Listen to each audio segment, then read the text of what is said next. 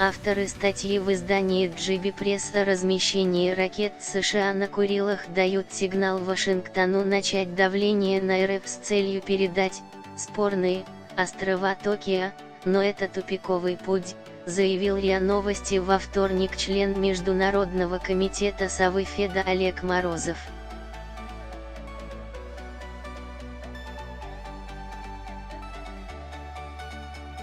Ранее сайт Japan Business Press писал, что Курильские острова могут стать идеальным местом для размещения ракет США, поскольку это позволит Токио и Вашингтону защититься от баллистических ракет КНДР.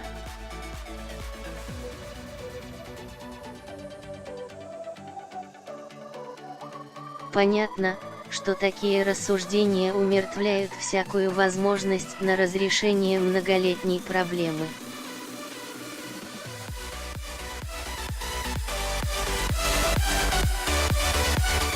Трудно допустить, что этого не понимают авторы этой идеи, сказал Морозов.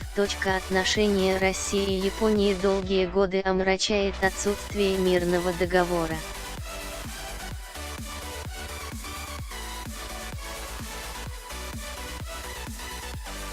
Япония претендует на острова Кунашир, Шикотан и Туруп-и-Хабамай, ссылаясь на двусторонний трактат о торговле и границах 1855 года.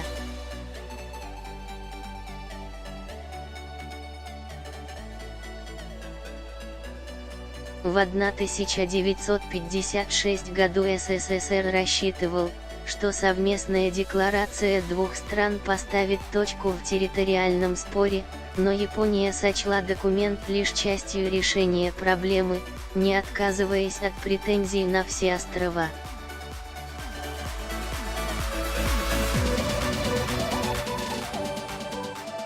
Позиция Москвы по претензиям Японии состоит в том, что острова вошли в состав СССР по итогам Второй мировой войны и суверенитет РФ над ними сомнению не подлежит.